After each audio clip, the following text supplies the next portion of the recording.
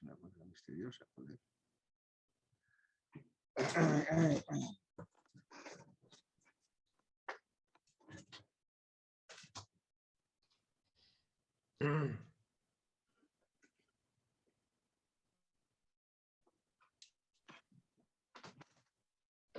Bon après-midi. Good afternoon. I'm very pleased, also on behalf of the FMA President Hans-Gert Pöttering, to give you the welcome to the 7th virtual appointment of Librorum, the event dedicated to the presentation of some books chosen from those published by our members in the FMA library. I inform you that the interpretation is available in English and French by connecting through the Zoom link. I am Monica Baldi, Vice President of the FMA, who created this initiative, born last year on the occasion of the celebrations of the 20th anniversary of our association. After the success of the past meetings, today we present the first book published by FMA, Overcoming the Pandemic, which was printed by the Historical Archives of the European Union and edited by me and by the coordinator of the Equity and Health Commission of the Women 20, Professor Flavia Franconi. The presentation is entrusted to the FMA Treasurer Jean-Pierre Audy, and the debate is moderated by the FMA Secretary Teresa Riera Madurell, who will first of all give the floor to the co-authors, whom I thank for their participation and their important contribution to the publication.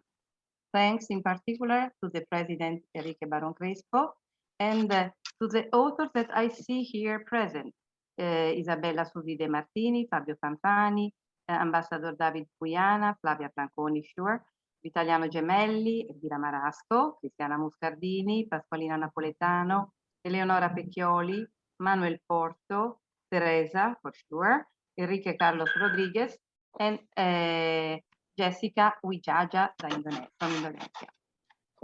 This book is a compilation of the proceedings of the International Conference How to Overcome COVID-19 Pandemic and its Consequences, organized on 23rd September 2021 by Women 20 and the former member association in collaboration with the Historical Archives of the European Union on the occasion of the Italian Presidency of the G20. The volume includes also notable contribution by eminent personalities representing the world of institutions, politics, culture, and science. The book has already been successfully presented at the 60th Risk Management in Healthcare Forum in Arezzo on November 30, 2021, and at the Biblioteca delle Oblate in Florence on February 22nd. I would like to thank all those present, and in particular, let me say, the President of Women 20, Elvira Marasco, who was together with us, the promoter of the conference held in Florence, which kicked off the interesting recommendations that are highlighted today. I'm sorry to inform you of Ambassador Marco Del Panta's absence, a relative apology, but I would like to thank the European University Institute, both for the generous support for this initiative and above all for the close partnership with our association, which has become an important aspect of our mission. The cooperation with the European University Institute was born on my proposal in 2015 and gave rise to a series of meetings, lessons, and conferences supported by the president of the time, Enrique Baron Crespo and Joseph Weiler, and which today continue with the president, Hans-Gert Pöttering, and Renaud de Hoos. Now, it's a real pleasure for me to give the floor to the director for the European Parliament Liaison Offices, Stephen Clark, who supported the Librorum event in the member states. Stephen, you have the floor. Thank you. Thank you very much indeed, President. I'll be very brief, as you have important business to get on with. I would just like to say I'm grateful for the opportunity to come to this meeting, just say a few words. My role as the director of the European Parliament Liaison Offices has given me a grandstand view of how the pandemic rolled out over Europe over the last couple of years, and how the medical and, well, the national authorities and the medical services of every member state reacted, sometimes rather differently. And we never had, I don't think we ever had a point at which everywhere was the same. We always had to deal with divergences between the pandemic itself and indeed the way that different governments reacted to it. So there are many, many lessons to learn, and I think it's a wonderful thing that the FMA, the EUI, and the historical archives have got together to do this this important work about the gender aspects of the medical side of the pandemic. This is, you know, this is lessons we need to learn for the future very clearly. And I hope that the EPLOs, the liaison offices in the member states, have been able to support you in this work and have been helpful to you. That's what we're there for. I know we have a good partnership. We've had a good partnership with the Former Members Association for a long time now. And I can only say that it is our sincere wish that that good cooperation goes forward into the future, and that when you have these kind of events and that there is support that we can offer, be it hybrid, with the online, the kind of online events that we've learned to do better over the last couple of years, be it hybrid events, which are a kind of a merger of offline and online, or indeed, of course, pure offline events which we can host in our premises. All of these things I hope we continue to do with you in various contexts, including the Librorum events over months and years to come.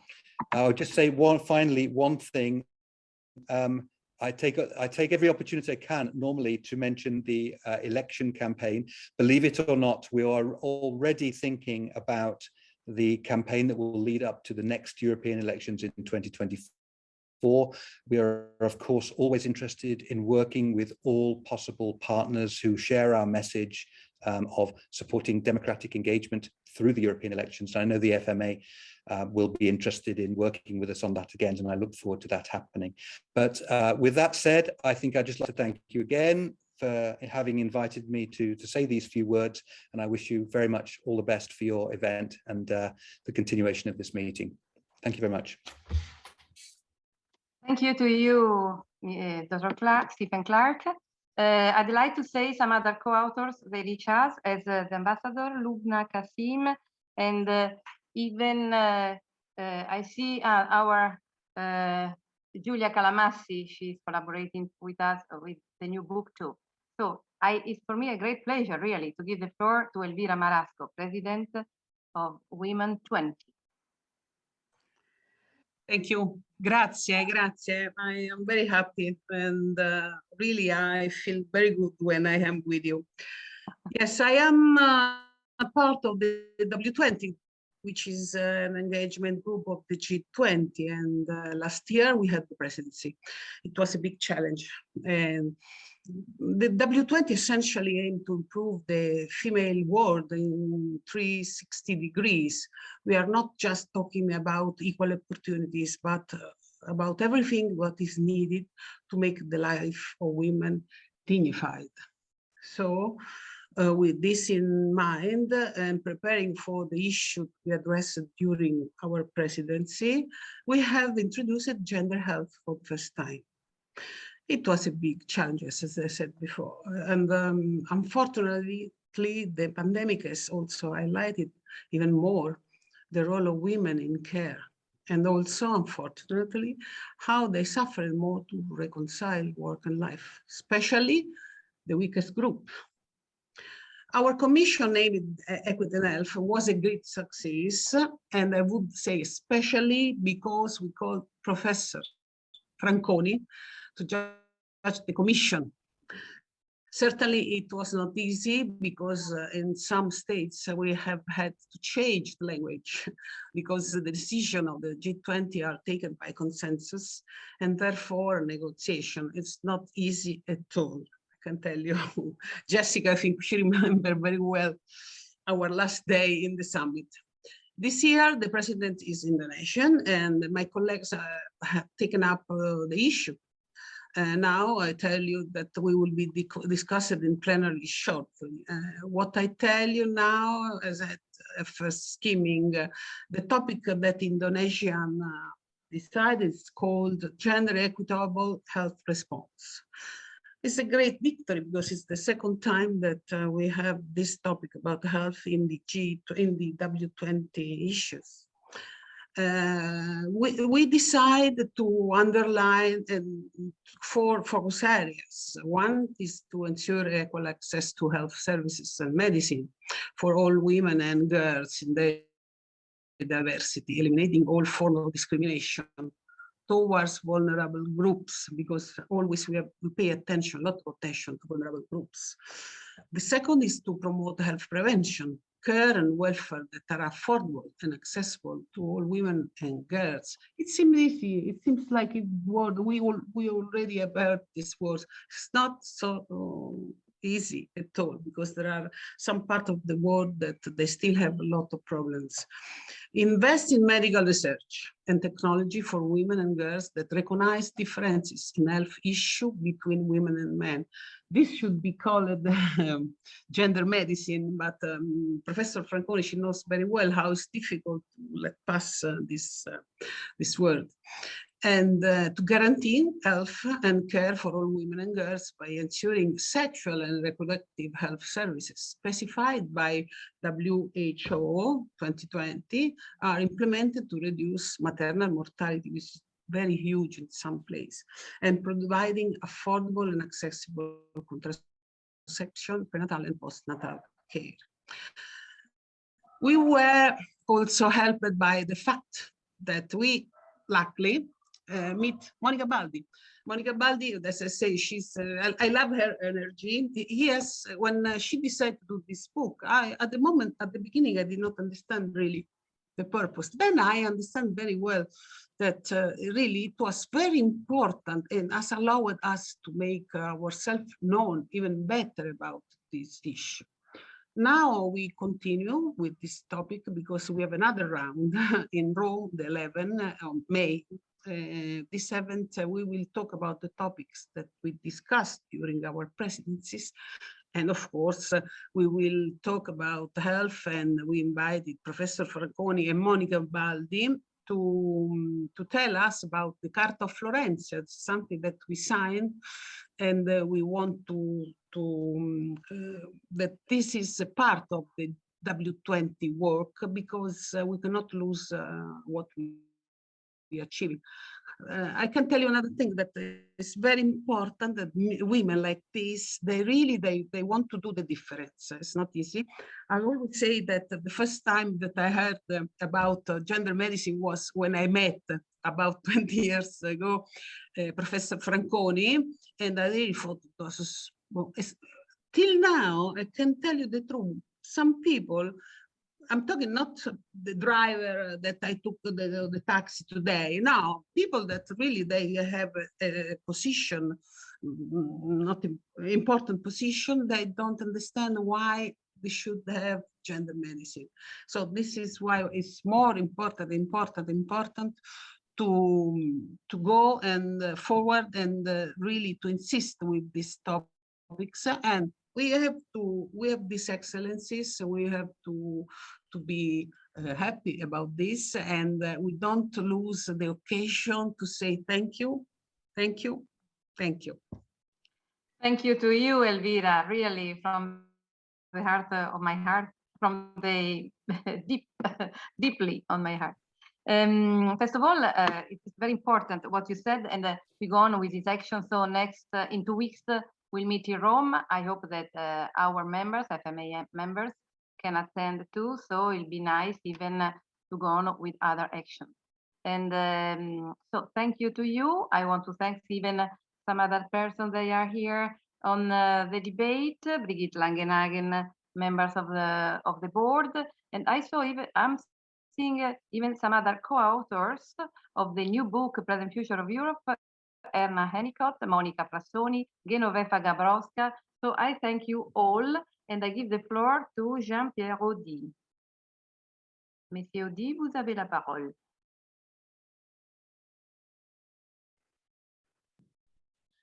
Merci, Madame la Présidente. Thank you, Madam Chairwoman. Ladies and gentlemen, from the scientific world, from the cultural world, and members of the association, it's an honor from me today to present my friend, Monica Baldi, and also the professor, Madame Franconi. Monica Baldi is an architect. She's an urban planner, and she was a deputy during the fourth legislature during the presidency of Gilles Obles. She was very committed to her work. She worked in the Culture Commission. She was a vice president there, and also in the Environment, Health and Protection of the Consumer Commission. And she always defended the cause of women. She worked also internationally in very important organizations by, for example, working in the agreement between the ACP countries and the European Union. She is our vice president in this former members association. She is vice president of the Red Cross, and she also has had important activities in Italy because she was secretary for the Foreign Affairs Commission. And in 2006, she was appointed Merit Officer, Grand Officer of the Italian Republic. Monica is someone that has a lot of energy, that is devoted to her cause, and we are very lucky to have her with us. And the proof of that, the evidence is that she is at the core of this book we'll be discussing today with Madame Franconi. Madame the Professor now. I don't know you as well as I know Madame Baldi. You are a doctor in psychiatry. You were teaching in Sassari, where you created the first doctorate PhD in pharmacology of gender. You are a coordinator for the INBB. You are also a member of the Center for Studies in Gender Medicine in Ferrara University. You are the president of the gender group for pharmacology of the Italian Association for Pharmacology, and you are also the vice president of a social promotion association called NGA, and you have published more than 200 papers internationally, and 60 of them on the matter of gender. So thank you very much, Madam Professor, for the interest you've given to this project, this project by Monica. So Monica, I give you the floor back. Thank you very much, Jean-Pierre, for these great and very nice words of yours.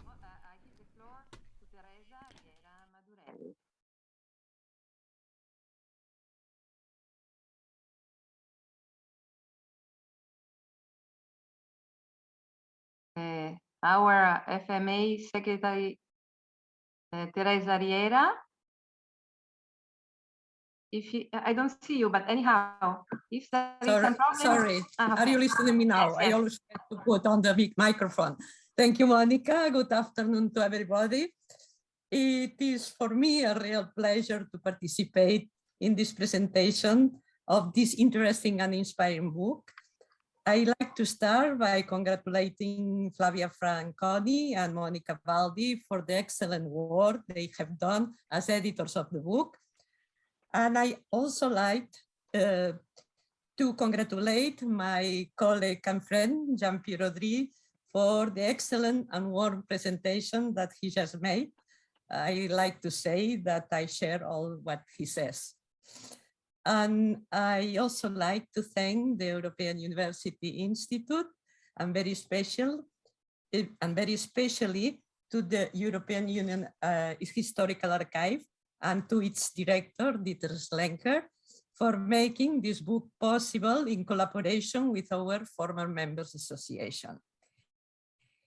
In fact, this is an important new line of collaboration, and Monica mentioned that we have just initiated in the framework of the deep and fruitful collaboration that the two institutions, the UI and the former Members Association, has been maintaining for many years. And I think it is especially significant and satisfying for all of us that the first book arising from this collaboration is a book that shows the relevant work that from many different perspectives, Women 20 is doing in favor of gender equality and for incorporating gender issues in the G20 agenda. My congratulations then to Elvira Marasso for the excellent work she leads in Women 20.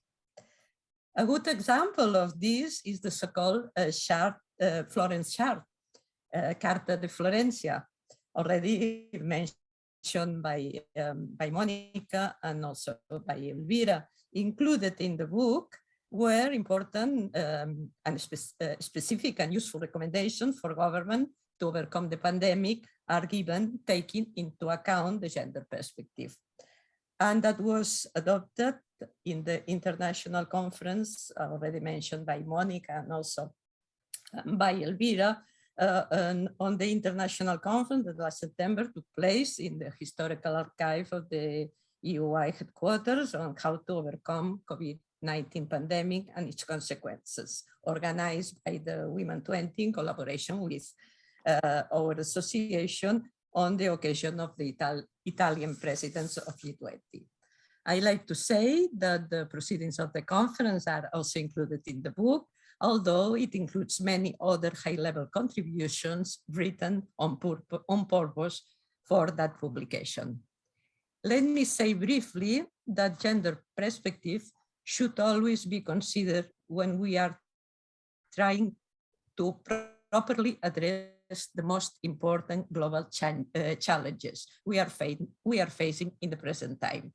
And of course, COVID-19 pandemic is one of the most important.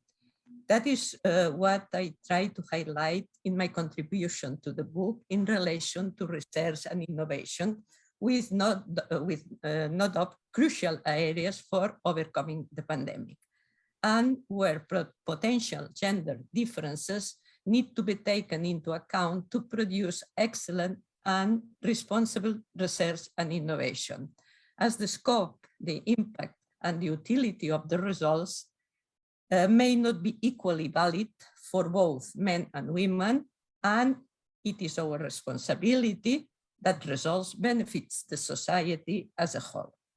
At that point, let me also to personally thank Flavia and very especially Monica for giving me the possibility to participate in the book. But also another important and interesting characteristic that enriches the book is its multidisciplinary approach, as it includes reflections coming from different interconnected areas, all of them crucial for, to overcome the pandemic. I can see in the screen many authors of these important contributions. So now, before opening the time for questions to the audience, let me give the floor to the authors that are today here with us. Maybe we can start by Vitalino Gemelli, former member of the parliament, member of our association, and and that has a contribution in the book. Vitalino, you have the floor.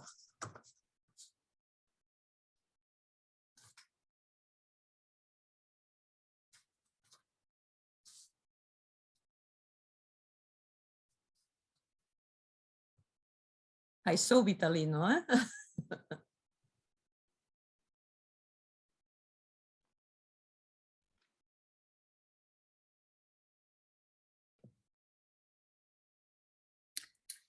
Disappeared. Isabella. Okay, if you want, I can take the place. I'm Vitalino. Okay, okay, you can start if you like. Okay. Okay. So, thank you to everyone and everybody, and thank you to Monica Baldi that is really fantastic in keeping all of us together, the former members, and just contributing to new projects anytime. So, and Elisabetta Fonk, our Secretary General, that is also extraordinary. So I've been a member between 2009 and 2014, but I'm a medical doctor. So I'm a medical officer on board, as you can see from the grades.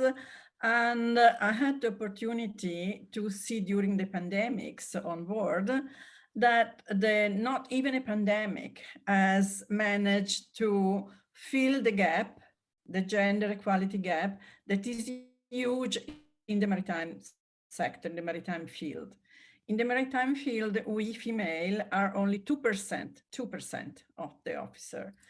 And we are not treated the same way as male officers. During the pandemic, the case of the Princess Diamond has been all over TVs and newspapers, and the captain of the Princess Diamond has been defined as a hero.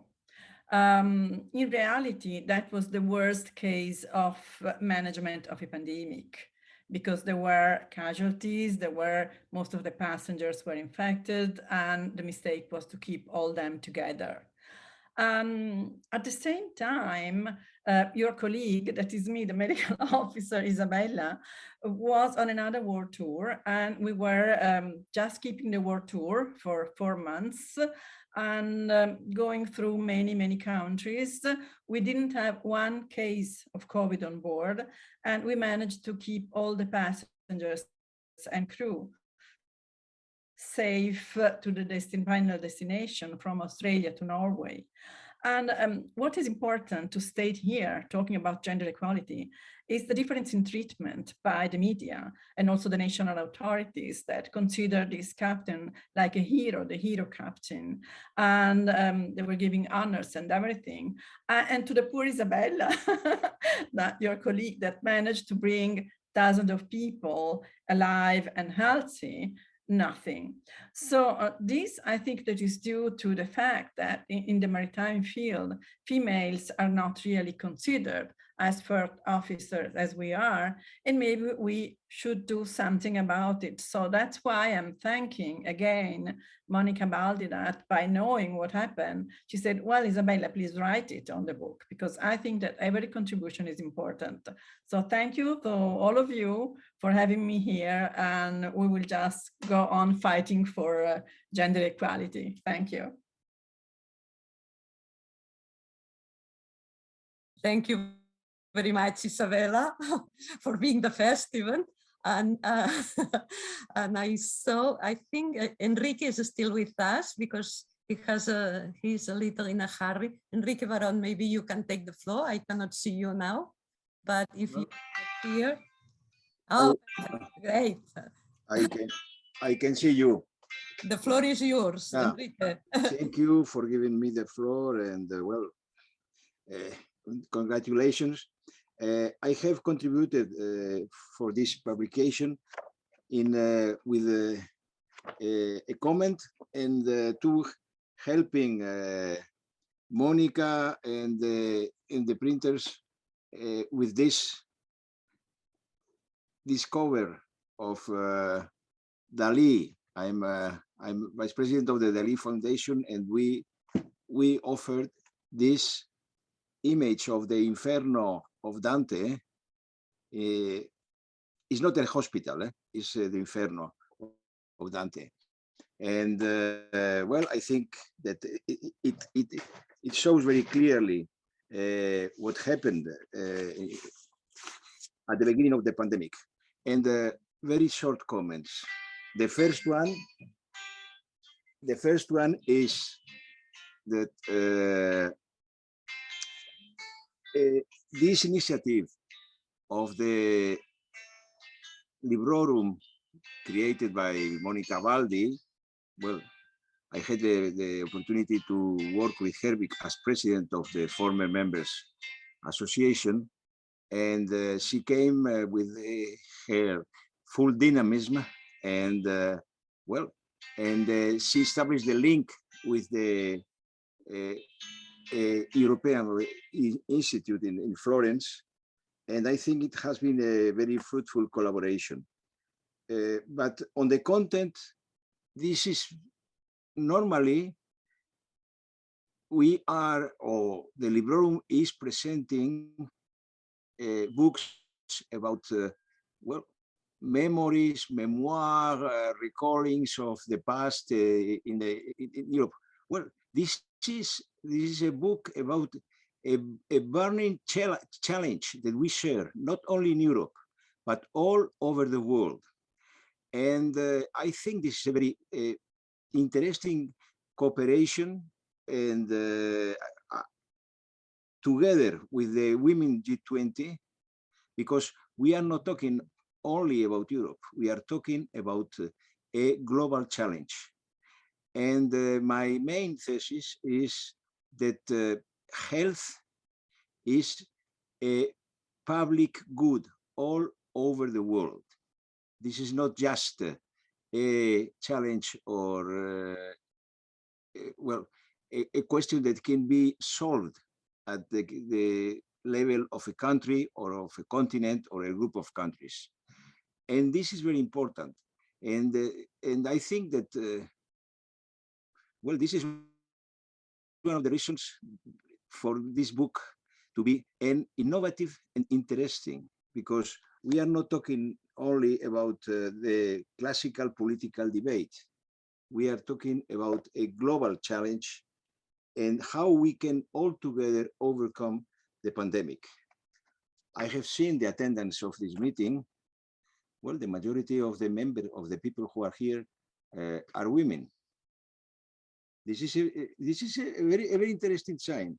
And if you allow me, and I will be very short, the driving force of this response to the pandemic is to consider health as a public good.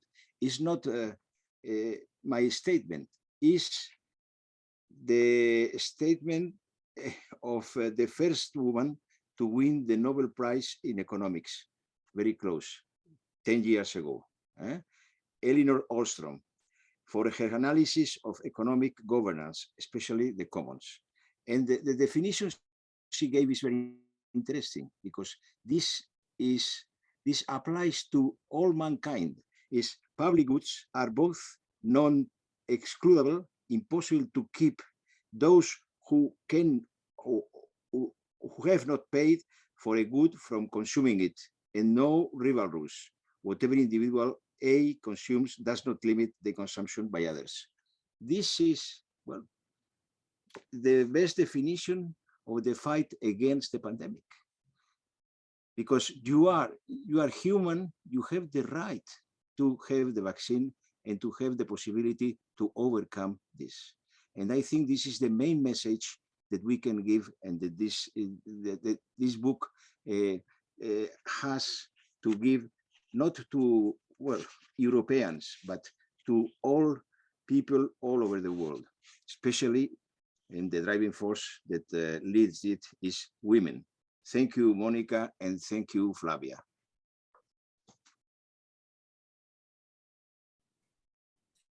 Thank you very much, Enrique, for your support always. You are always there. And who is the next? Maybe Jessica, maybe Pasqualina. I see many authors, but who is taking the floor? Pasqualina, are you here?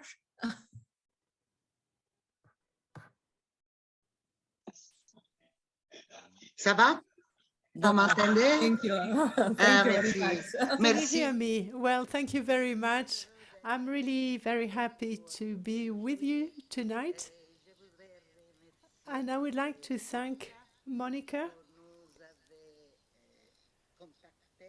You got in touch with me, and I'm really very happy to have taken part to that book with a small contribution.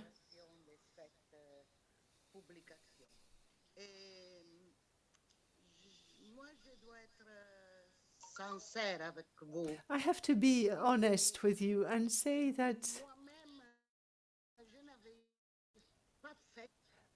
I hadn't really thought very much about the issue of health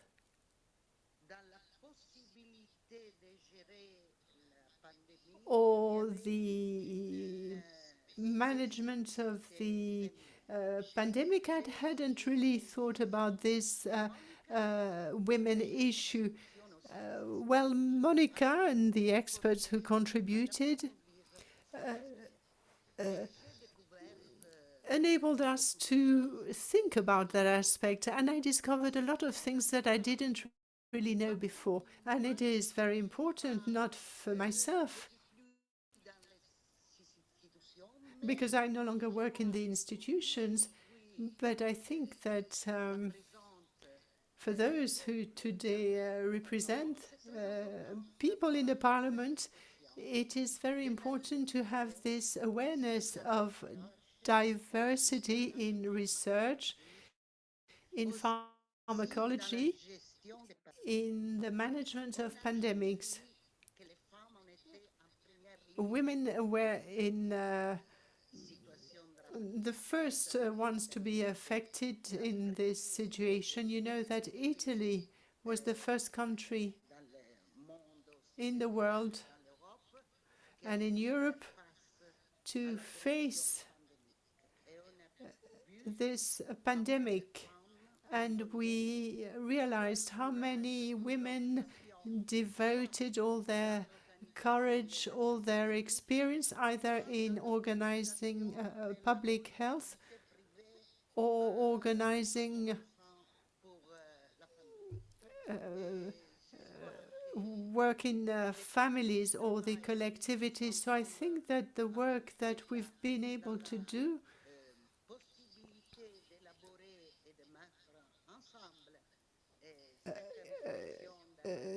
this book with all our contributions, this enabled Europe to be side by side with citizens, and particularly with women. And I think that this publication could be very useful, and I'm really very happy to have had the opportunity to contribute to this collective work with a really small contribution.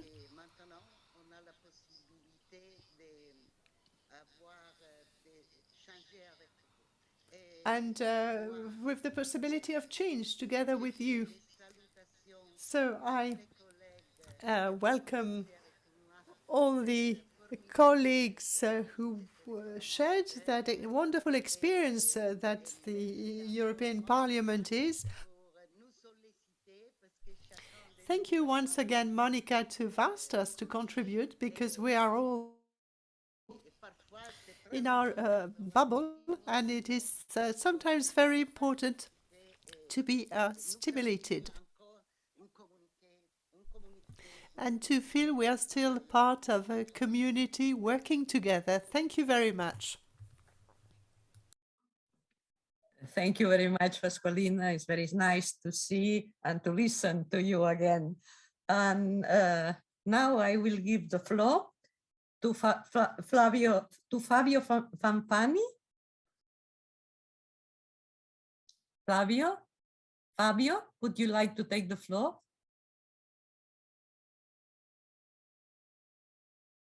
Well, I think at the moment he is not here. So then, Jessica, are you here? Yes, I'm here. Okay, go ahead then. Thank you. Thank you very much. Thank you very much, the European Parliament, former members associations. Congratulations for the excellent work and book, and FMA President Monica Baldi and Stephen Clark, Director for the European Parliament Liaison Offices at European Parliament, and Marco Del Panta, Secretary General of the European University and Institute in Florence.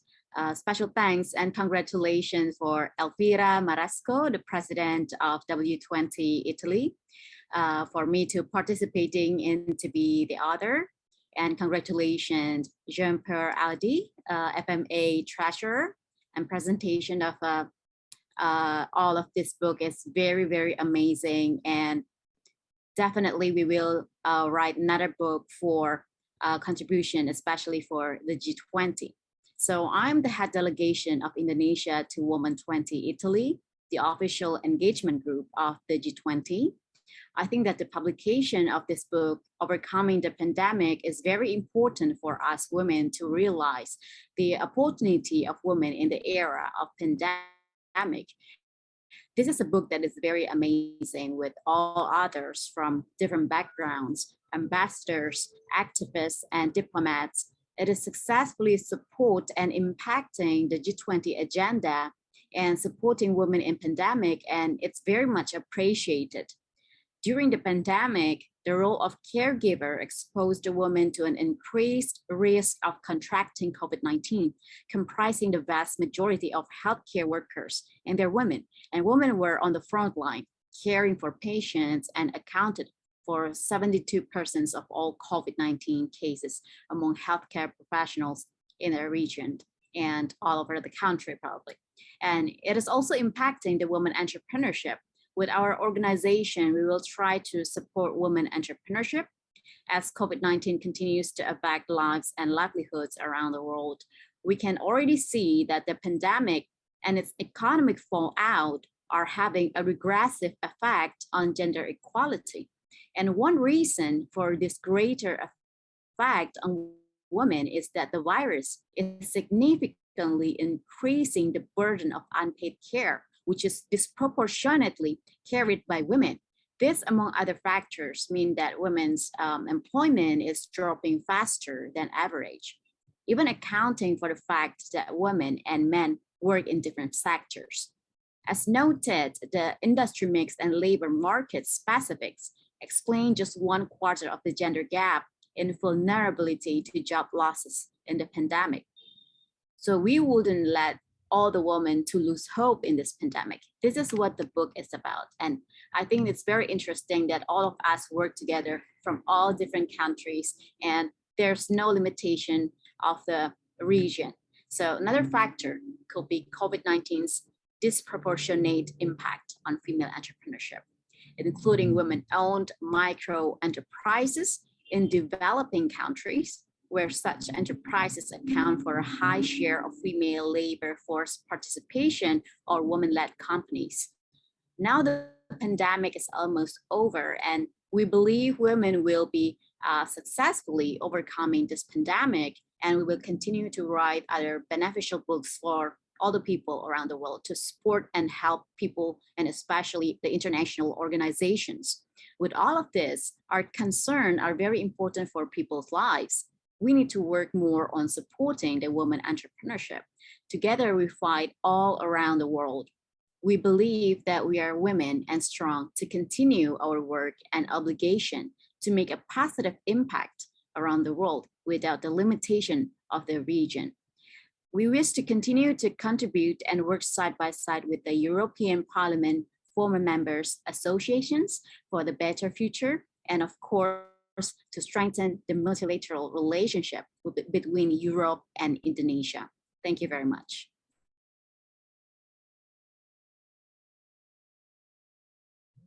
Thank you very much, Jessica, for staying with us. And now I will try to give the floor to a man, because I try to make the zip rule. And I see Vitalino, and I also can see Carlos Enrique, who is taking the floor first. Carlos Enrique Rodriguez Jimenez, would you like to say something?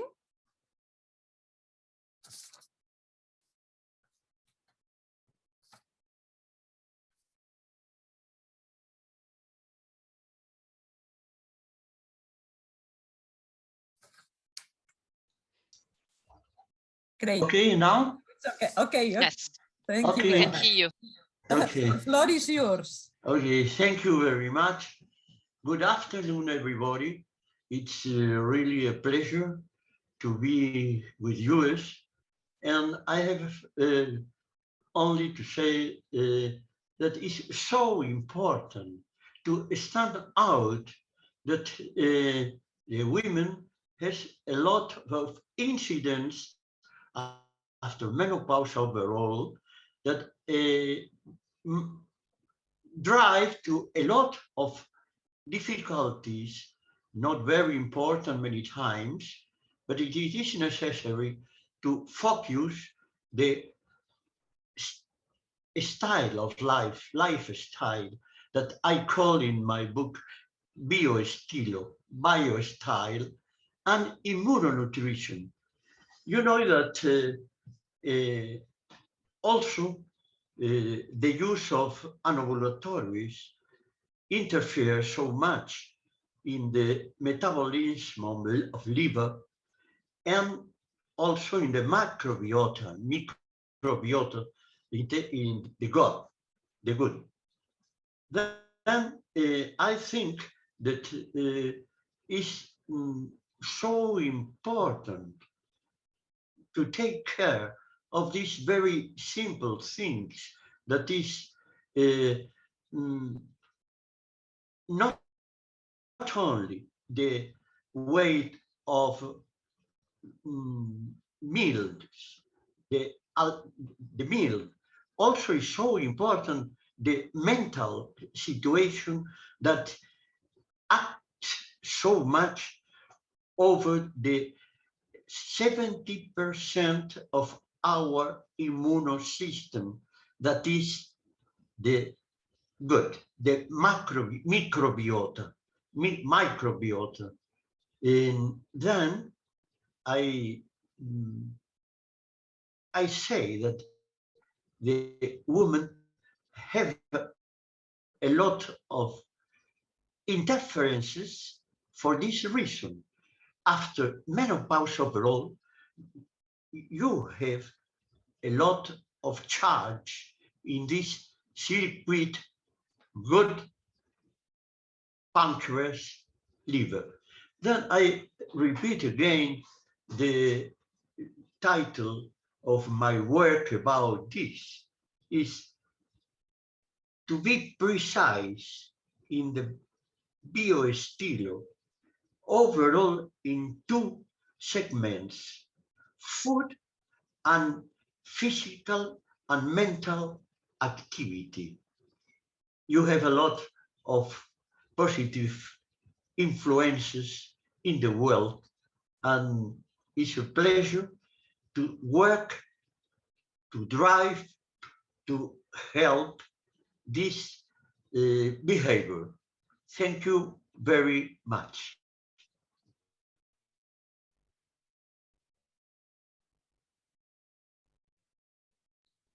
Thank you very much, Carlos Enrique.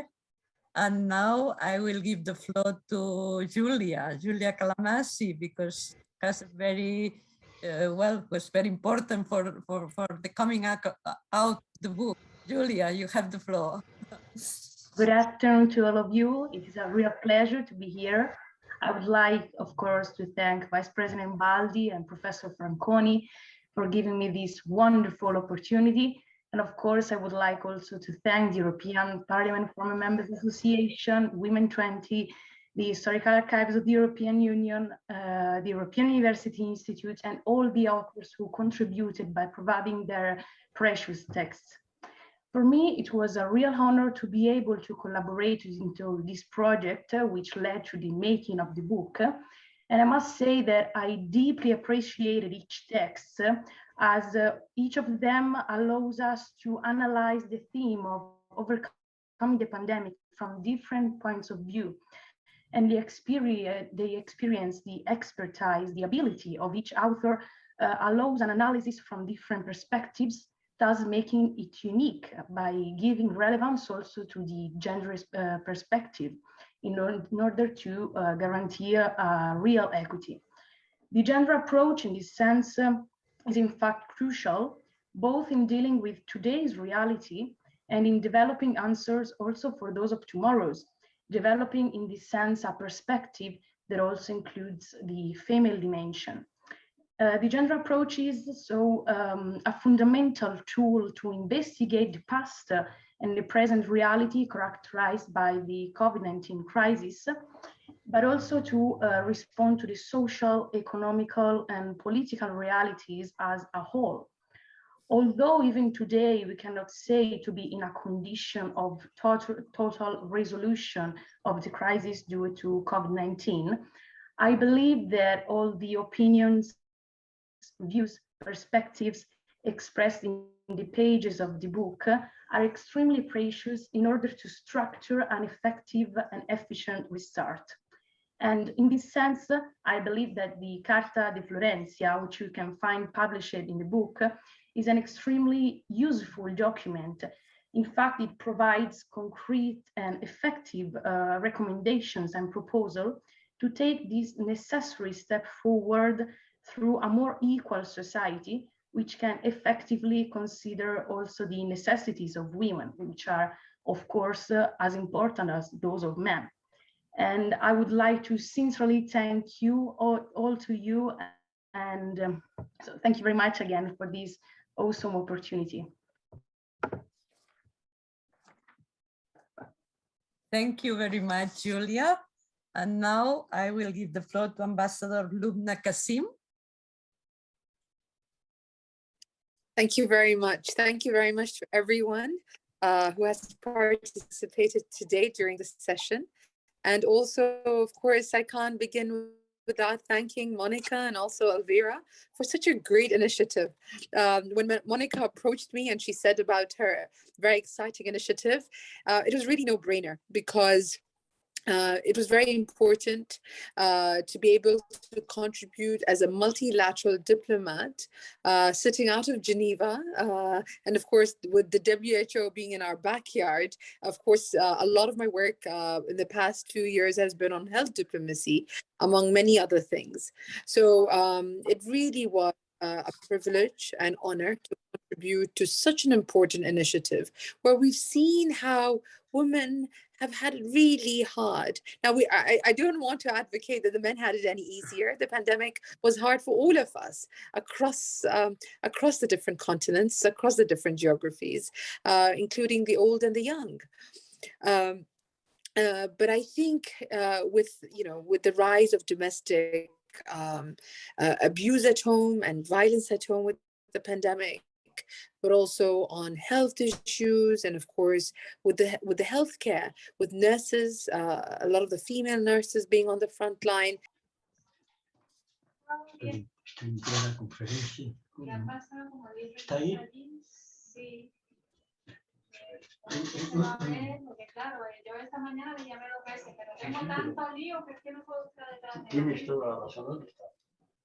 Something. Are you listening to the speaker?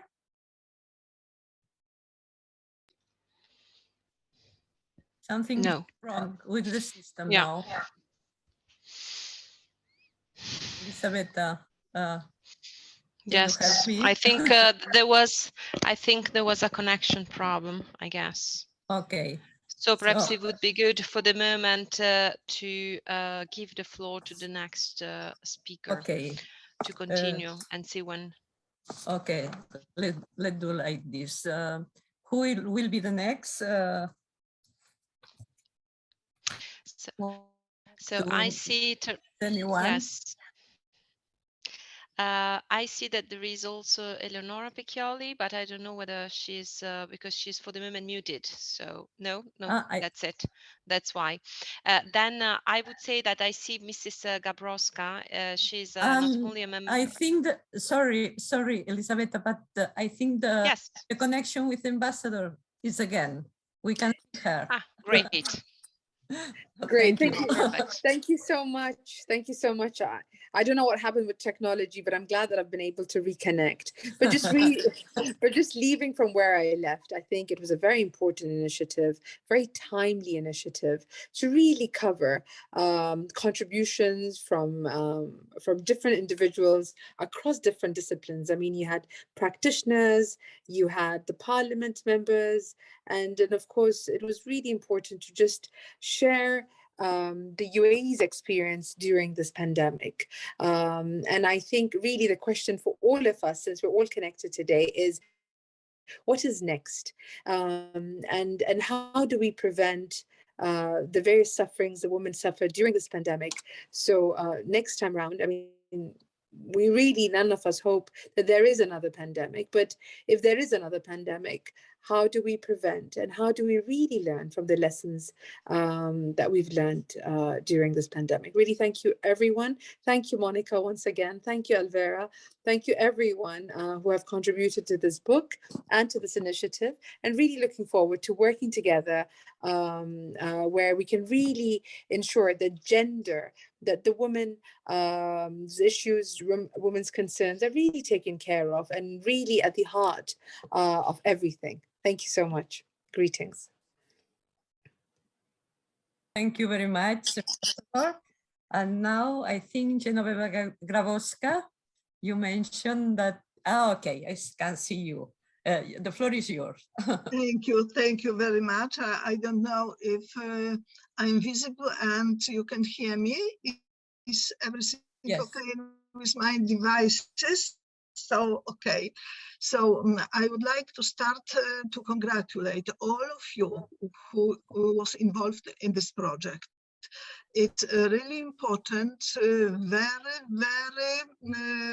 important for not only for women but for all of us. I like today what Enrique Baron said. He mentioned that health, this is a public good which is accessible for all of us, not only for Europeans but also for all persons in the world. I would like to add that we are talking about pandemic time, very difficult one, where women were very important to solve many problems. But I would like to draw your attention on the different situation which is now close to the European Union, almost approaching us, almost at our borders. What women which are involved, which live during the wartime, should do in each what mode, in what time, in how we can help them. What I would like to stress, to show you the Polish situation with refugees.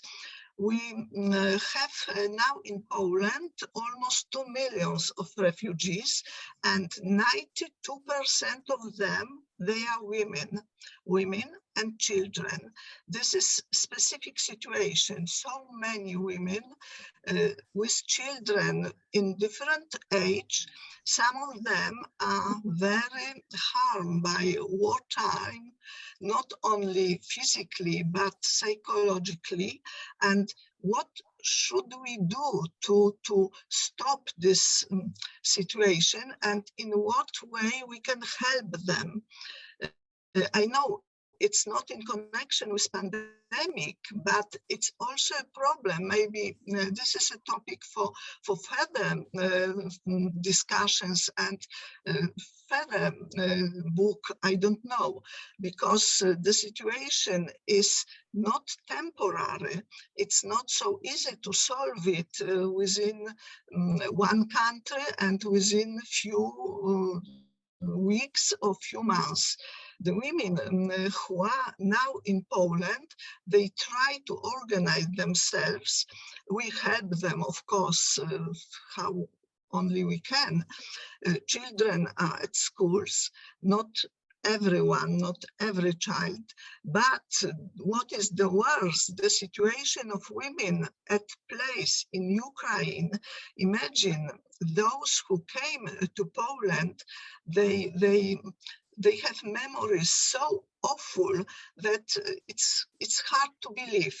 Not only strength, not only murders, not only rapes, but everything together. It's an everyday situation for women.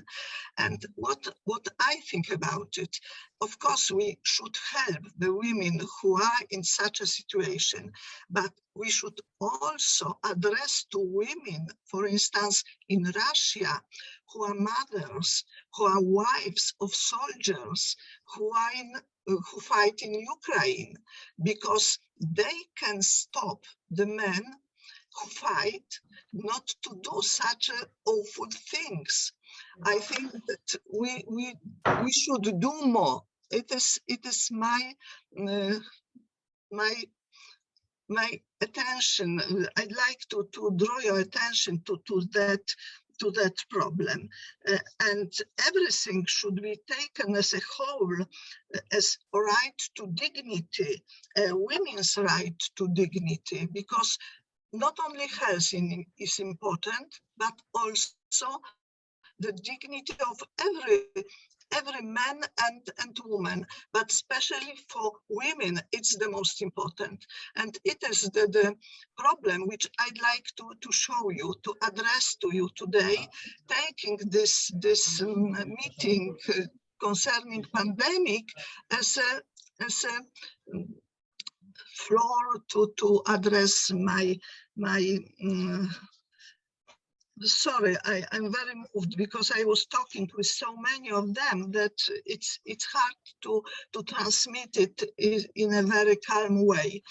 So if we can in any way to do something to address to those who may change the situation, to help women in Ukraine and those who are in the European Union states, we should do it. I think so. Thank you very much.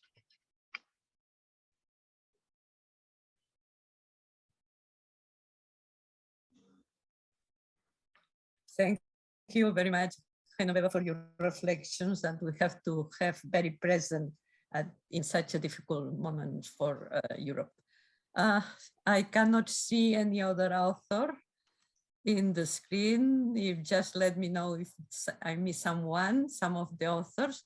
I don't think I am missing anyone. So let me to say to you, thank you very much to all that has taken the floor, not only for your excellent contributions here, but also for your excellent contributions in the book. And now it's time for questions. Questions to the editors of the book, Flavia Franconi and Monica Baldi. In order to have as much time as possible, if you agree, we will formulate all the questions first, and after I will give the floor first to Flavia and after to Monica to answer all of them. Please just write your hands or use the little hand the Zoom platform offers for that purpose at the bottom of the screen. And well, using the advantage of being moderator, I will be the first. In fact, I have two questions, one for each. Flavia, first of all. Flavia, I'd like to know a little more about the Florence chart and about Women 20. Now you have adopted the chart of full of important recommendations for governments. But how are you planning the follow-up of the chart? How you are planning to follow up the fulfilling of the chart recommendations? And how we all can contribute to make reality the important content of the chart? This will be my question for Flavia. And now the question for Monica. For Monica, as Jean-Pierre reminds us, you are architect, and this is a field where gender perspective seems very important. We often have listened that the design of a city or a house do not correspond with the real needs because they are mainly designed by men when the real main users are in fact women. That was maybe even more evident during the lockdown of the pandemic. I suppose this is an important challenge now in your profession, isn't it? Well, I would like to know your opinion and your thoughts about that. And now who is asking for the floor? Let me know. I think that I will take first the floor for this to reply to you. Okay, go ahead then. The Chart of Florence is not just a rapid solving problem, but is an ideal, but not just an ideal, but we want to produce, to build that we wrote on a Charter of Florence. First of all, we in the Charter of Florence, we say that the health system should be universal and should be free for everybody. And the other things that is coming from the Charter of Florence is that the health is not just a question of a health system, but it is a question that required intersectional activity, and means that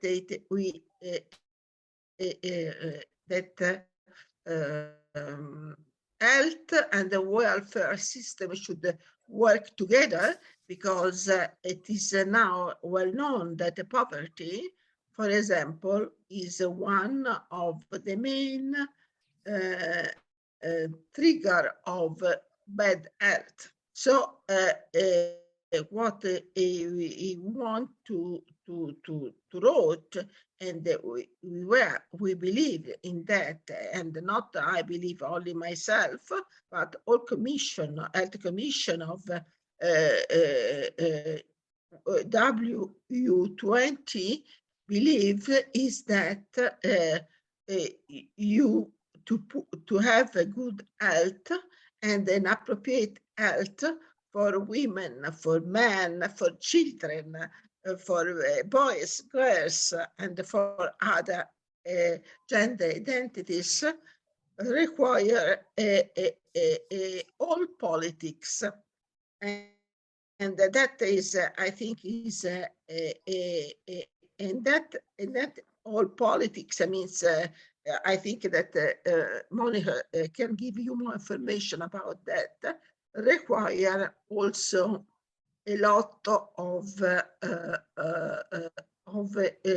implementation and multidisciplinarity, because if you have no water, you have no health, for example. And another thing that is very important to underline, that at the moment there are some, I mean, that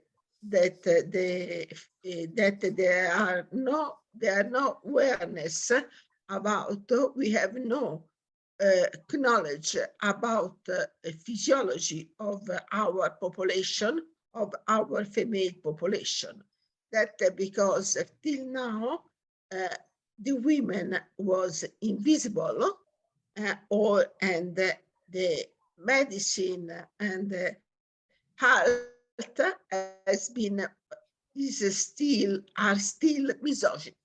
So we have to implement the study on study investigation and on women health, and but not only on women health, but on children health, for example, or for example, another point that is quite not is a quite lack of knowledge, is the difference among the different ethnies that are in the world.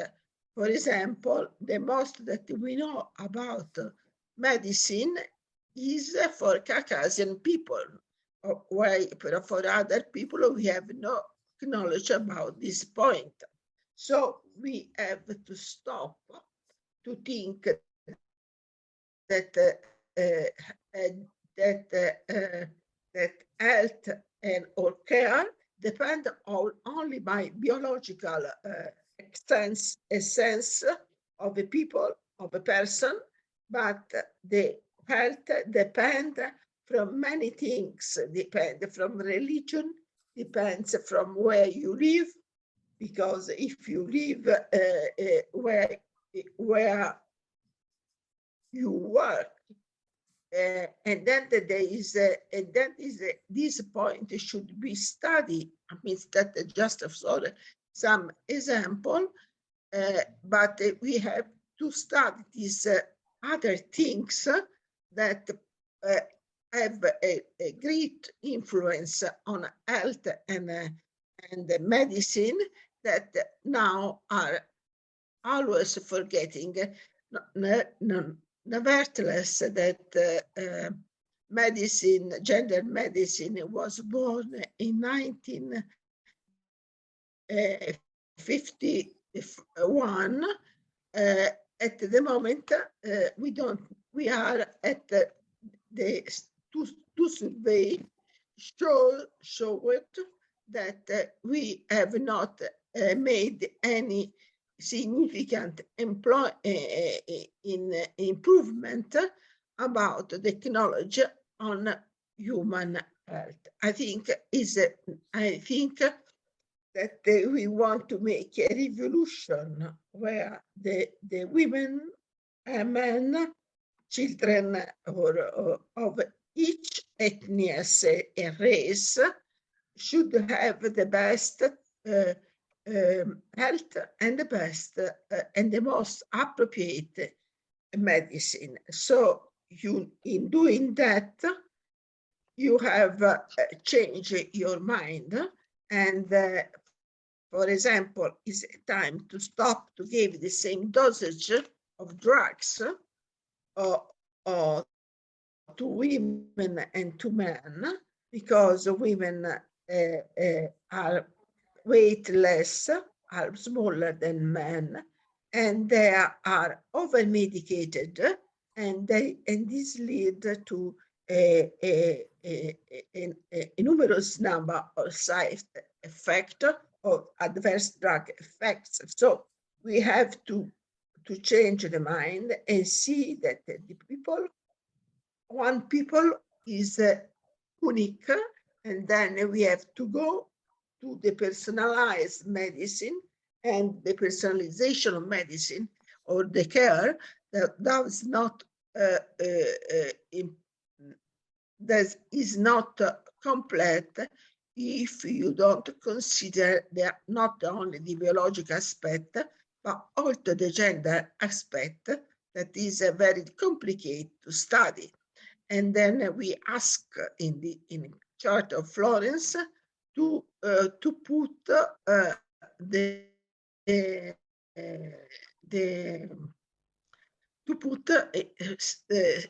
financial support for this kind of investigation, and it is time that the government put this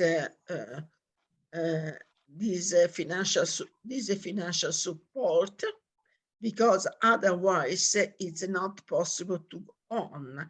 And another thing that is very important is to increase the support to the researchers that investigate gender aspect, because the research in this field is the most expensive, either in terms of economic cost or in terms of time.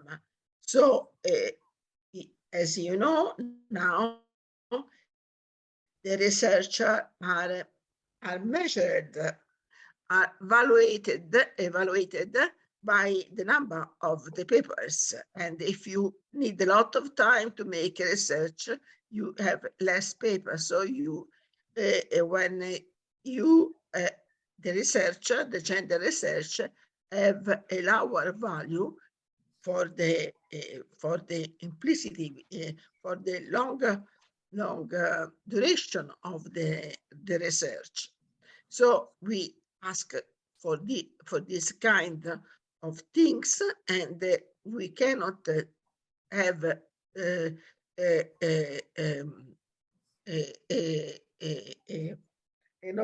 we cannot overcome in the pandemic if we don't consider the gender aspect, because as you know, everybody know that the COVID, the letality is bigger in the men than in the women. Less known is the fact that the long COVID is more severe in the women and more frequent in the women than the men.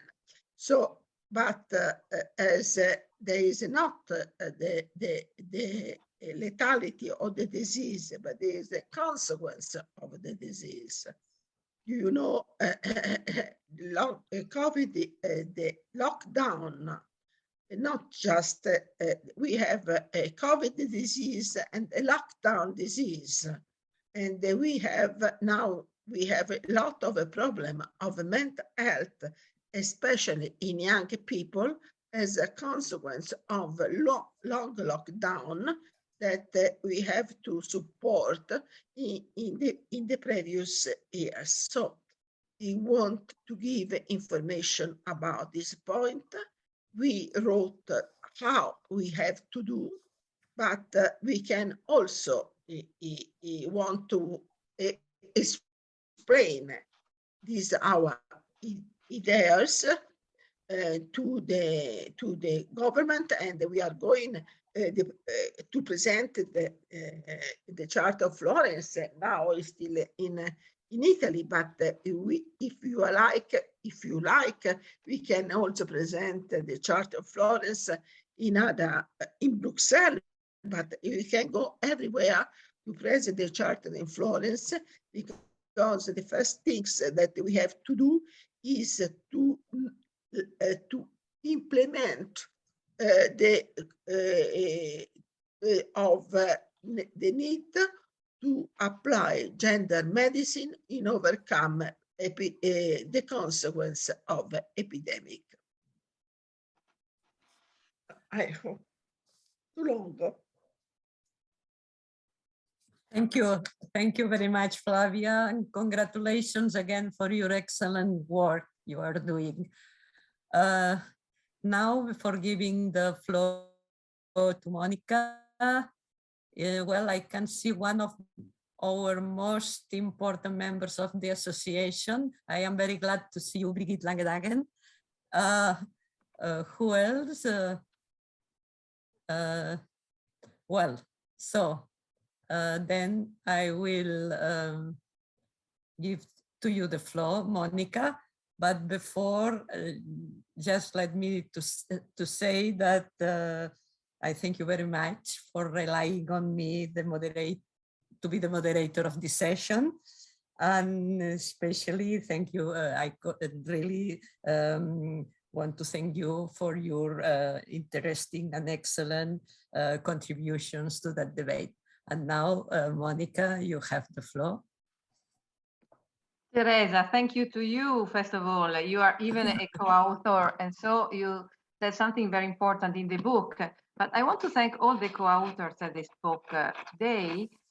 For instance, Dr. De Martini, she spoke about the different treatment for women, but even I think she agrees with what Flavia Franconi said about the device for, I mean, different device and different way even to treat the pandemic and how to organize all the work, the staff in their field. I'd like to thank, okay, for sure, Enrique Baron Crespo And he said something. I want to add something what he said, because he was thinking about the cover of the book. As you know very well, this is a cover, and this is a fantastic painting of Salvador Dali. And I thank really President Baron Crespo as Vice President of Salvador Dali Foundation, and Montse Aguer, the director of Dali Museum, Gala Salvador Dali Foundation, that she wrote even in the book, but she said some words, because not only they gave us the opportunity to put the painting in the book, and as we said, we decided with Flavia Franconi, we wrote a test of Inferno di Dante Alighieri, fatti non foste a vivere come bruti, ma per seguir virtute e conoscenza. That's we did in, as you know, it was the anniversary of Dante Alighieri, the 700th anniversary of the death of Dante. And for us, it was very important to give this message, because we think we have to go inside and to be very honest, even to in this area between pandemic and post-pandemic, to create a sense of certainty, of certain. So we provoke with this painting, fantastic painting. We thank Dali Foundation, but I think it'll be very. We think it'll be very important to explain to the people. We have to go on in the research, in the science, in the culture, and as Montse Aguer said, for us, art and culture, they're playing a fundamental role in our lives. And in this moment, exactly, culture could be our power, and we have to do a lot, because we have to go on with this initiative and to go over. Because in this moment where people they're not really, I mean, not strong, their psychology is fragile. It's very important to go through an action to understand the role of culture and art.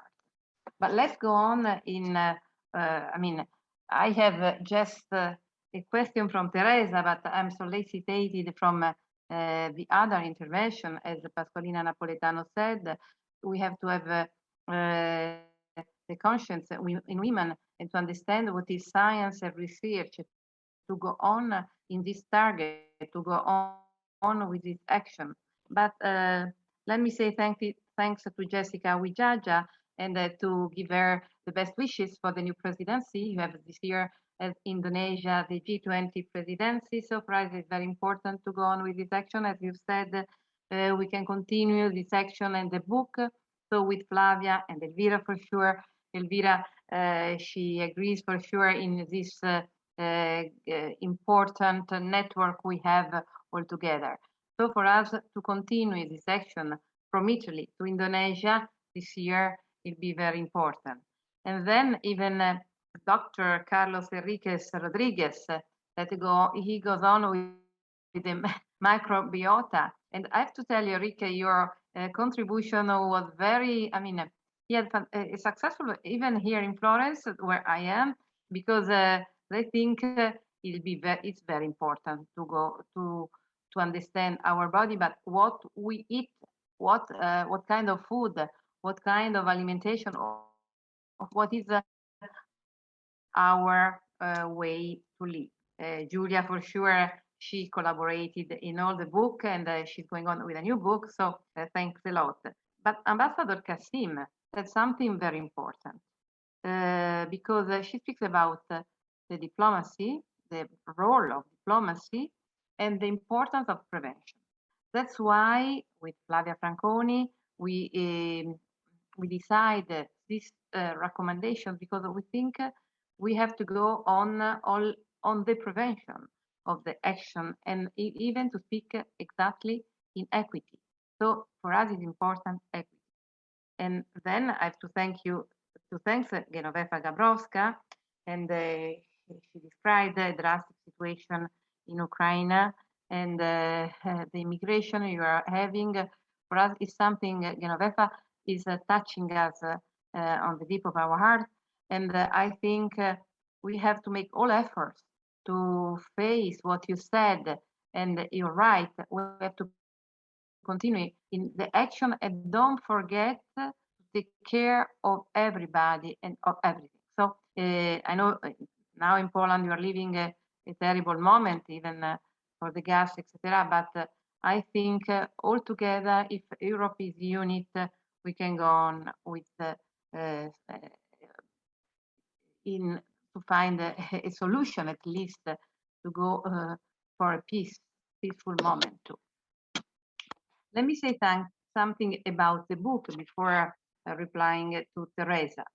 The multidisciplinary reflection reported in the book on the theme of overcoming the COVID-19 pandemic have highlighted the dense network of interconnected realities, which does not focus exclusively on the health sector, but strongly involves other central areas, such as the political institutional one, economic, social, and cultural. We are currently in a post-pandemic context aimed at implementing decisive policies, but among the various measures necessary to get out of the dark period, we must also contemplate tools aimed at healing situations that have long been marked by difficulties and obstacles. It is essential to act correctly and concretely to establish effective gender equity, evaluating the different reality also from the female point of view, and thus structuring a society that protects everyone across the gender spectrum in every sector of life, freed from traditional schemes and by now anachronistic. We therefore consider it essential to present the Carta de Florencia, as a lot of you said, that is a result of careful work carried out together with Professor Franconi, which sets forth the recommendation addressed to the G20 governments. The Carta de Florencia is presented precisely in this city, Florence, where one of the most important revolutions of knowledge originated. In fact, here, science, technology, and art came together, and Galileo laid the foundation of the scientific method in the discourses and mathematical demonstration relating to new science. Today, the challenge is to design innovative policies capable of creating a world in which gender should be just memories, considering that the consequence of isolation due to the pandemic diverged between men and women. It's clear that the direct and indirect psychological and social effects of COVID-19 are pervasive and could affect mental health, taking into account the important difference in the impact of the economic crisis among women, young people, and people with lower education levels. It becomes essential to assess the consequence of fiscal measures on health based on a gender approach that allows new allocation and revenue policies projected towards greater equity. The design of resilient, innovative cities, Teresa, this is your question, and I'm answering, is very important. The design of innovative cities and infrastructure must be done using adequate and equitable parameters with inclusive, safe, and sustainable urban settlements suitable for both women and men. As Flavia said, for instance, it's impossible to have equity and to give the opportunity for women and men to work in a city where women has a lot of difficult even to go across the street. So it's very important even to take in account all the design and even to understand what is the function of the city. The quality of life, safety, and services must be guaranteed by promoting equitable access to the health, water, and energy system, implemented with economic, reliable, eco-sustainable and modern system. Also, in compliance with the sustainable development goals of the United Nations 2030 agenda and the common vision of women and men. It's very important for us to go on with this action and even to understand how it's necessary to have, in this case, in the city, the design done from architecture or from professionals, but first of all, politics has to answer in the measure we decide together with women and men. So I think this book is one of the first beginning, but for us, the Carta de Florencia, as Flavia said, is going to be for us a focus, a point, and we think this recommendation addressed to the government has to take care of even the step they're going to do. I think, Flavia, I have to tell you the truth, that in this moment, our Carta de Florencia has to take in account even of other steps. But in this case, we have to take a look, to consider what's going on in the government. So it's very important what Indonesia is going to do, and it's very important that Indonesia take care of what we said and to relaunch, to give again with strong this point. And that's why I thank Elvira Marasco, because Women 20, the group is doing a lot in this field. I think we had a fantastic discussion today, a debate even very interesting. I thank everybody, but dear all, I make the conclusion in this moment that the publication is entitled Overcoming the Pandemic. This is what I believe we can acknowledge at this very moment. We are able to travel again. We were able to decrease the number of serious cases and hospitalization in intensive care. But above all, we were able to keep the European Union united in one of the worst crises we ever had in the world, War II. The role of science and research was fundamental to overcome the pandemic and we shall not forget, as Pasqualina said, we need to continue to invest in research in our health system to be prepared in case of possible future crises. The European Union, in particular, needs to continue working on the establishment of a well-functioning system to be activated rapidly in these circumstances, providing a common and coordinated response. There are lessons to be learned from what happened over the last 2 years. I want to close this event by reminding us the tragic situation and humanitarian crisis we continue to observe in Ukraine. As Genoveva said, the attack of Russia to Ukraine started on 23rd February, more than 2 months ago. Next day will be crucial to see how the situation will evolve.